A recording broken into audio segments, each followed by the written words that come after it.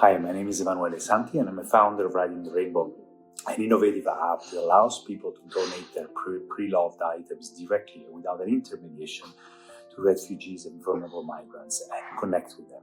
In 2022, when the war in Ukraine pushed millions of refugees across Europe, adding to the millions already spread around the world, I had a dream. I want to welcome every single refugee arriving in Luxembourg, where I live, with a used bike, Luxembourg. So I opened my garage and collected and distributed 300 bikes to 300 children. Then 5 garages opened up. People were excited about this and they wanted to help. And that's how the whole project started. Then I used to work in finance.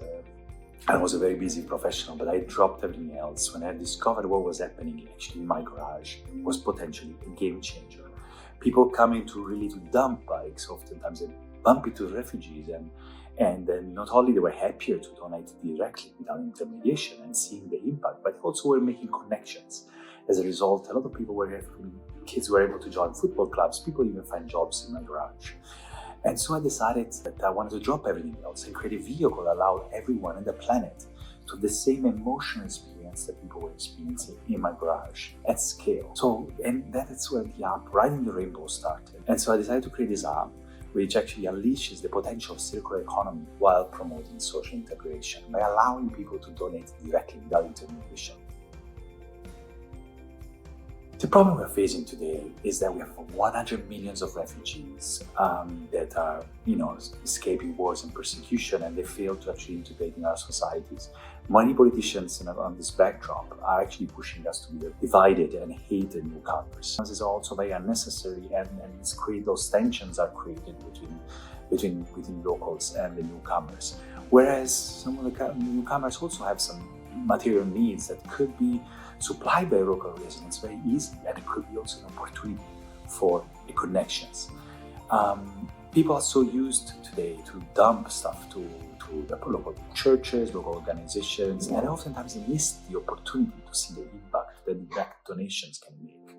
So the opportunity I see is to create the future Uber of solidarity that also underpins new culture of direct solidarity, where we can promote reuse at the same time and direct donations of pre-loved items, not only as a tool for responding material need, as I said, but also an opportunity to meet and connect. What the unlikely partners that I had on this journey were actually my children. One of my sons, at the age of 14, came back home one day and told me a couple of years ago, "Hi, Daddy, I spotted some Syrian refugees and they were seemingly lost, carrying luggages, and actually took them to the refugee camp." Now, how many children in the planet at the age of 14, particularly in wealthy Luxembourg, would be able to identify a refugee, know where the closest refugee camp is, and having the empathy and connection to actually go and help?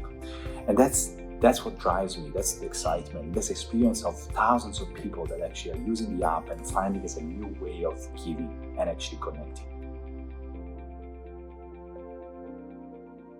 So my simple question is, are we able to create this app and beyond the border of Luxembourg and then giving the same experience of connecting to thousands of people, millions of people, and drive a new movement for change, circular economy, at the same time, social integration? I'm looking for partners who would like to promote this app and even customize it in their communities, expanding the functionalities, co-create with us this technology which will really make a huge difference, really bridge the gaps between people and counter this negative narrative which is pushing people to go one against each other.